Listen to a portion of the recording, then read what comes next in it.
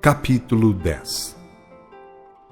Existem menos de 20 palavras que, conhecidas em seu espírito, bastariam para dizer, em alto e bom som, tudo está revelado.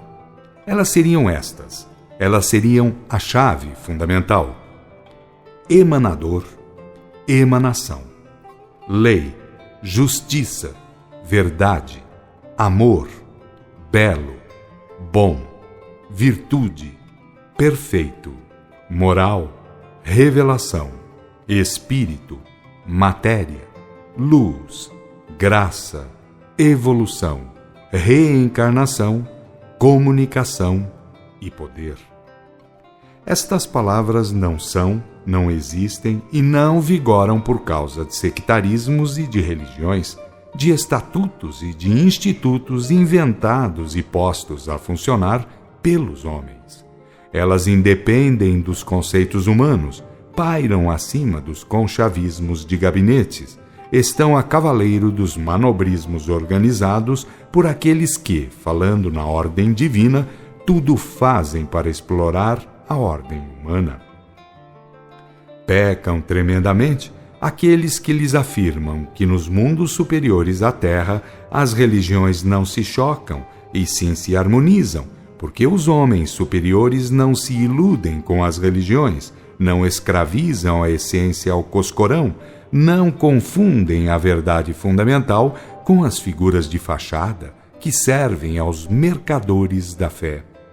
Os medíocres buscam o simulacro, necessitam de rótulos, empenham-se para obter formalismos, tudo isso de que foge o espírito superior, aquele que sabe ter dentro de si o reino do céu, o emanador, e emanador que não poderá jamais ser iludido ou envolvido pelos engodos inventados pelos homens. Porque todos os dogmas ou decretos humanos fazem com que a luz da verdade ali estaque, em benefício daqueles que o exploram, que os transformam em meio de vida. Enfim, armam de recursos aqueles que ficam nas portas, que não entram e que não deixam entrar aos que poderiam fazê-lo. E isto, saiba-se, somente pode vingar em mundos como a Terra, não em mundos superiores. Na Terra, vingam os idólatras em caráter particular, e nas horas de conturbação, nos fins de ciclo, até se organizam e se apresentam conjuntamente, fazendo loas aos manobrismos retrógrados. Fazem certas aflições o trabalho ridículo de manobrar os homens, de fazê-los pensar que muitas mediocridades juntas possam valer por alguma virtude. Erram, porém, porque a obra da virtude não será levada a termo pelo agrupamento de vícios, de túmulos caiados por fora e podres por dentro. Tivesse o Cristo aceitado qualquer convite do Sinédrio e nunca teria sido encravado numa cruz. Não tivesse o Judas, o negativo do Cristo, aceitado o alvitre do Sinédrio ou do conchavismo humano e nunca passaria a história como sendo o mais errado dos homens. E se quiserem procurar nos atos humanos, na conduta do homem, a demonstração de como ele falha em face da verdade fundamental, que é a que livra quando assimilada, ainda encontrarão Pedro negando e se recompondo, ainda encontrarão Tomé duvidando e se arrependendo em face da evidência da verdade total. No plano oposto, porém, sempre no quadro das realidades humanas, irão encontrar a Madalena, irão encontrar Raquel, irão encontrar o centurião romano, aquele que, ouvindo menos o cérebro, muito mais ganhara ouvindo o coração. A ciência pode falhar, e de fato falha, porque o homem pretende até poder fazer a ciência se afastar de Deus, da origem de tudo e de todos. Mas o amor é, acima de tudo, o grande instrumento de edificação. Quando um filho de Deus se encosta na lei, se integra na lei e dá cumprimento à lei, por certo faz obra de um Cristo. Belo discurso feito, aquele que o mensageiro fez à beira de um túmulo para os vivos deste lado, aproveitando o ensejo que a vida ofertava. Como de hábito, trabalhando na preparação de instrutores, valia-se ele e vale-se daqueles acontecimentos que a rotina da vida oferece para ensinar aos discípulos da verdade, para lhes falar mais ao coração do que ao cérebro. Havia falecido perante o mundo um homem sábio, porém portador de um título religioso. De par com a sua sapiência do mundo, andara de braços com os conchavos que os homens inventam em nome de Deus e em nome de Deus sustentam, como se de fato fosse Deus o autor e o sustentador daquilo. Lidando no campo científico, fez ele uso de sua sabedoria e, com isso, aplicou o livre-arbítrio de modo contrário à lei de Deus.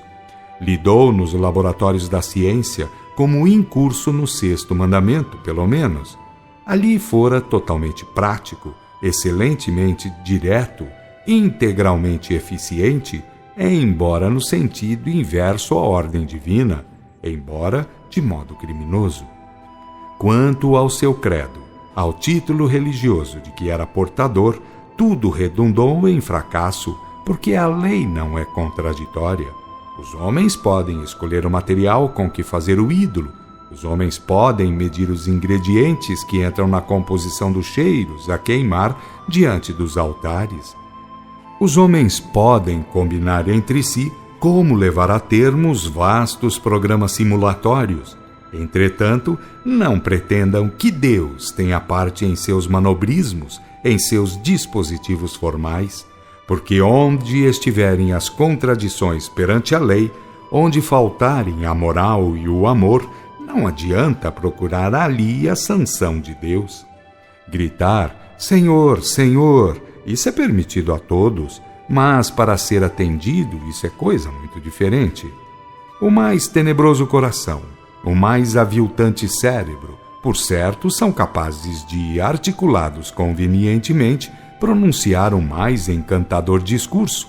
O que resta saber, entretanto, é se aquele discurso que convence os homens consegue também convencer Deus.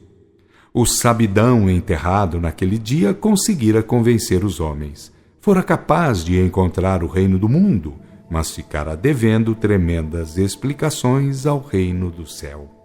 E como é sabido, explicações que ele terá que dar no curso de muitas e muitas vidas, pois é tremenda a responsabilidade daqueles que agem mal na esfera coletiva, que têm influência sobre as coletividades, que exemplificam o mal, que servem de falsos mestres aos que sabem e podem menos.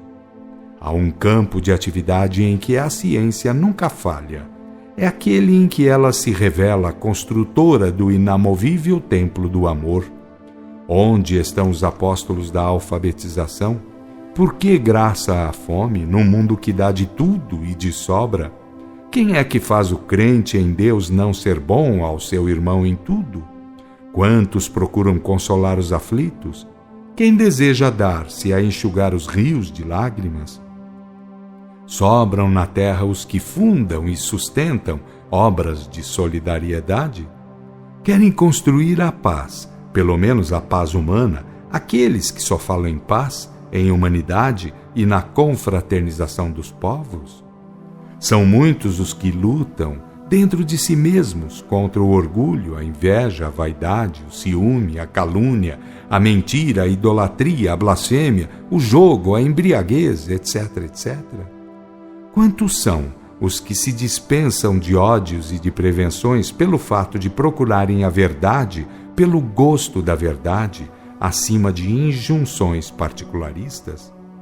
Quem é, enfim, que procura conhecer de fato o Cristo para amolgar o Cristo interno, segundo a luz, a glória e o poder do Cristo externo? Poucos são, bem o sabemos, embora todos vivam a exclamar Senhor, Senhor. E foi por isso que logo em seguida ao benzimento do bispo disse o mensageiro aos alunos do dia: Vejam como o mundo engana. Para ele o defunto é um ilustre, cheio dos galardões do mundo e das graças da fé, enquanto que nós o estamos vendo em plena e tremenda luta contra as legiões sombrias. Ei-lo que é atacado pelos fantasmas que representam as mães, os filhos, os noivos, as noivas, os loucos que fabricara. Ei-lo que o devora o monstro da contradição. Por que não o salva o laboratório onde engendrara instrumentos de morte? Por que não o livra o título religioso que ostentava orgulhoso? Debandaram os encarnados, alguns convencidos de terem enterrado um grande homem, alguns descrentes de tudo e outros metidos em grande confusão. Todavia, ali no meio estava um jovem psicômetra, que de olhar pasmo, de alma contrita, observava o drama tétrico que ia tendo curso, pouco aquém das vistas do mundo, e foi bem rentinho a ele que o mensageiro foi ter para lhe segredar nos ouvidos. Cuidado com os alçapões do mundo, muito cuidado, porque eles se fantasiam também de religiosos. Muita prudência, porque de sinédrio o mundo sempre andou e ainda anda bastante farto. Foi para nós estranho, porque ouvimos o jovem dizer, simples que era, quase infantil: Santo Deus, por que o Cristo não volta a este mundo cheio de erros? Ele talvez não tenha compreendido, mas o mensageiro esclareceu. Se o Cristo retornasse ao mundo 1 bilhão de vezes, 1 bilhão de vezes repetiria que veio para dar cumprimento à lei de Deus, que em si mesma é moral, amor e revelação, e que todo aquele filho de Deus que se dê a cultivá-la em seus 3 sentidos não poderá cair em contradição, não cometerá desarmonia, não se tornará presa das trevas. De volta aos nossos meios, em caminho, durante a viagem propositalmente feita lentamente, a fim de responder algumas perguntas que pudessem vir a ser articuladas pelos alunos, apenas um perguntou ao mensageiro: O senhor não se sente abalado de tanto observar acontecimentos assim? O mensageiro elucidou: Não, meu irmão, eu não me sinto abalado. Ademais, se é infinito o exterior, o cosmo, também é infinito o mundo interior que cada filho de Deus traz em si mesmo, no seio do qual vive, bem ou mal, porque assim o tenha preparado. E considerando que devemos tanto respeito à lei de harmonia, o quanto devemos auxílio ao nosso próximo, aí temos, nas 2 máximas obrigações, o instrumento de trabalho e de triunfo, o centro de gravidade onde cruzam o direito e o dever. O aluno murmurou: Em suas lições práticas, a vida apenas demonstra a realidade das lições teóricas que temos recebido. É pena que durante a vida carnal a gente não leve bem a sério o dever de conhecer melhor a verdade fundamental, a antiga ciência dos mistérios, aquilo que Jesus chamou de conhecimento da verdade que livra, para extrair melhores proveitos das grandes oportunidades que a mesma vida oferece. O mensageiro, que em vidas passadas fora iniciado órfico, recitara: Ó aspirantes aos mistérios, eis-vos no átrio de Prosérpina, tudo quanto ides ver vos surpreenderá. Aprendereis que a vossa vida presente não passa de uma teia de sonhos mentirosos e confusos. O sono que vos envolve, qual muralha de trevas, absorve a seu fluxo as vossas aspirações, os vossos sonhos e os vossos dias, como névoas flutuantes que se desvanecem diante do olhar. Entretanto há, mais além, uma zona de luz eterna, que Perséfona seja propícia a vós todos, que ela mesma vos ensine a franquear o rio das trevas e a chegar até junto da Deméter celestial. Muito simples de entender, apesar do simbolismo, comentou o aluno. O mensageiro assentiu com breve sinal de cabeça, tendo balbuciado: Em qualquer mundo inferior, saibam todos, antes que o Cristo planetário dê a revelação integral, a medida perfeita, muitos grandes mestres vivem antes, preparando a seara. A Terra teve, no curso das eras, grandes mestres que andaram aprontando as sementeiras. Contudo, como o cristianismo do Cristo foi corrompido e formalismos errados forem impostos como se fossem a excelsa doutrina, também os grandes mestres foram banidos, até mesmo taxados de errados e heréticos por aqueles que tinham interesse em vender suas idolatrias, em preservar o seu império sanguinário e despótico. E com acento grave na voz, completou o pensamento. Muitos são os que se enganam a si próprios, porque incapazes de ver e de entender bem. Para estes não haverá muito rigor. Ai daqueles, entretanto, que se fazem mestres propositais do erro, que apresentam a mentira como se fosse a própria verdade, enveredando as almas no rumo das trevas, que no lugar da moral, do amor e da revelação colocam as simulações e as idolatrias, fazendo chafurdar as almas na ignorância, de onde surtem, em consequência, o materialismo e o animalismo depravantes. O aluno disse, comovido: gostaria de voltar ao mundo carnal para ser um trabalhador da excelsa doutrina. É fácil ser apóstolo do Cristo quando se descobre a verdade. O mensageiro fitou-o bem, mediu-o por dentro e por fora, muito mais por dentro do que por fora, tendo-o observado. Prudência, muita prudência, meu irmão. Bastantes são aqueles que lá foram e que por lá estão, vivendo em pleno regime de fracasso, depois de terem feito aqui as mesmas promessas.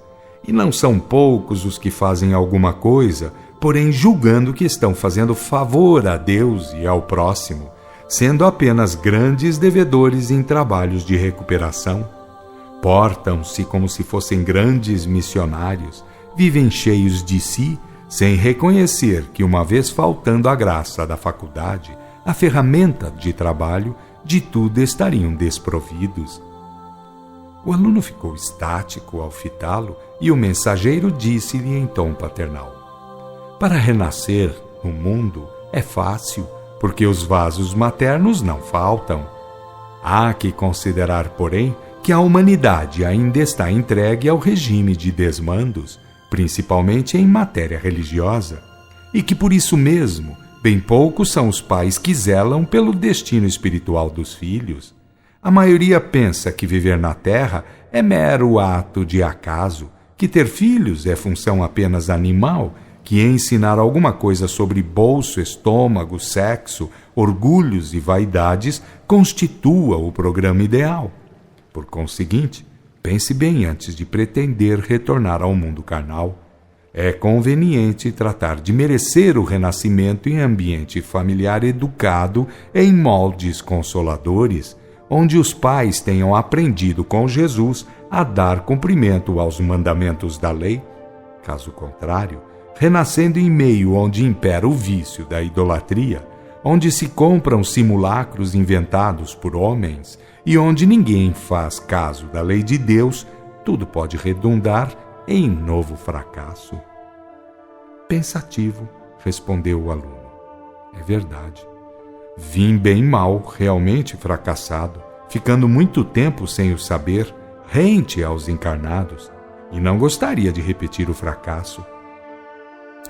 O mensageiro comentou, depois de meditar um pouco: a Terra é uma verdadeira ilha de degradados. Quando o mundo recebe os elementos despejados de outro mundo, por causa de suas rebeldias, acaba tendo de tudo em matéria de erros e desmandos, de terríveis recalques viciosos. Por isso é que vemos, depois de tantas grandes revelações, depois da revelação integral do Cristo, contendo tudo para divertir, ilustrar e consolar, por ter fundamento na moral, no amor e na revelação, ainda assim haver corrupções, desvios tenebrosos, descidas violentas no rumo das movimentações sanguinárias e das invenções idólatras e fetichistas, que são outras tantas válvulas por onde o crime e a culpa conseguem penetrar nas almas. O aluno aproveitou o lapso e acrescentou: e nada ficando sem ser considerado, quando estará a humanidade terrícola em estado de equidade com a lei de harmonia?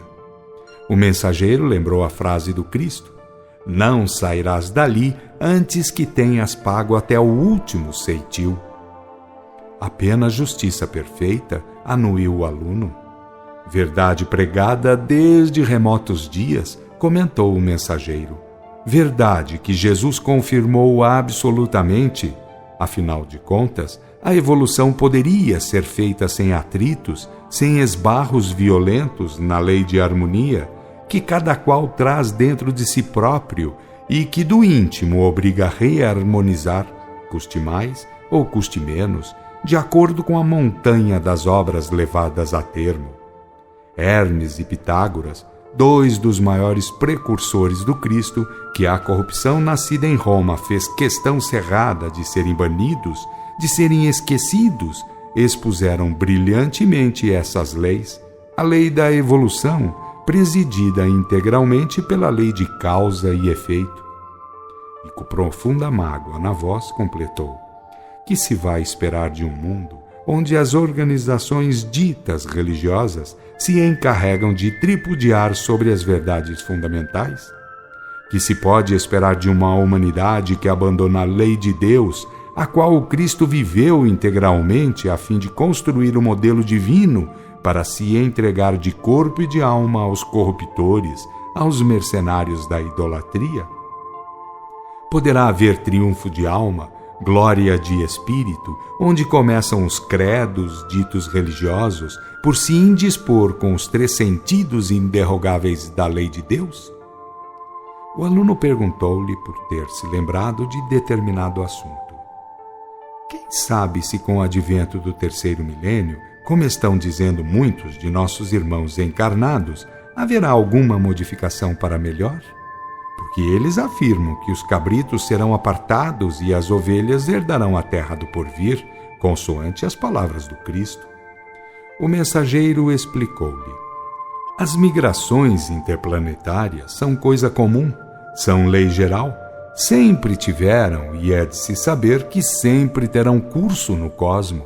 Entretanto, justamente porque o cristianismo deve entrar de hora em avante na alçada cósmica, importa saber que a migração dos cabritos não resolve a questão dos mesmos cabritos, pois eles deverão fazer, seja onde for, mais tarde ou mais cedo, a sua recuperação, o seu ressarcimento.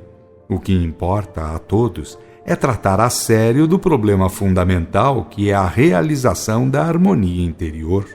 Caso contrário, uns pecarão desejando a saída e a condenação de outros irmãos, enquanto que outros terão que responder pelo crime de rebeldia, por cujo motivo terão que migrar para o mundo inferior. Lembro, por isso, que é melhor trabalhar pela redenção dos irmãos do que desejar que sejam banidos da terra aqueles que se tenham feito os grandes rebeldes. E isto é tanto mais ponderável quanto se sabe que os ditos credos religiosos, por causa de seus interesses subalternos ou por forma de imperialismos mundanos, andaram indispondo os filhos de Deus para com a lei de Deus. Fez breve silêncio e completou: eu pertenço, por trabalhar no departamento informativo, ao número dos que devem alertar as almas em geral, sem perguntar quais venham a ser de um ou de outro lado. Cabritos ou ovelhas, todos são filhos do mesmo Pai Divino e vivem para as leis cósmicas. Para onde a terra marcha, para lá indico o caminho aos meus irmãos, por ordem daqueles que filtram os pensamentos diretores do planeta. E esse serviço muito me agrada, porque me coloca acima de intenções menos fraternas. Eu faço a minha parte, sem desejar prejuízo a quem quer que seja. Se alguém não me quiser ouvir, por sua conta e risco estará fazendo. O aluno sorriu, satisfeito, aludindo: o senhor está fazendo a vez de Elias, que devia anunciar o Cristo, sem ter nada a ver com a aceitação ou a negação dos homens? O mensageiro também sorriu, respondendo: com a diferença que, dentro em pouco, os Elias serão contados aos milhões, porque a excelsa doutrina, como for sendo completada, irá ganhando o mundo, irá atingindo os extremos da terra, conforme está escrito no 1º capítulo do livro dos Atos dos Apóstolos. Nem poderia ser de menos, porque a doutrina espírita é o mesmo cristianismo reposto no lugar. É moral, é amor e é revelação. E contra ela levantar-se-ão certamente apenas aqueles que estão viciados nos erros idólatras. Porque, como já foi dito, ninguém poderá ser cristão desde que seja inimigo dos 3 sentidos da lei de Deus, os quais recebemos ordem de anunciar, conjuntamente com a exposição do Cristo cósmico, da verdadeira divina mensagem que o Cristo planetário veio trazer aos homens faz quase 2000 anos. E como você teve a ideia de lembrar Elias, saiba que outro não é quem tem trabalhado na orientação do movimento restaurador, sob a tutela do Divino Mestre. E para ficar bem nos quadros proféticos, digamos que tudo é questão de seguir a linha das palavras do Cristo, pois isso tudo foi por ele anunciado. Chegados ao local devido, houve a dispersão dos alunos quando algum outro caso houvesse, digno de saliência doutrinária, seriam convocados.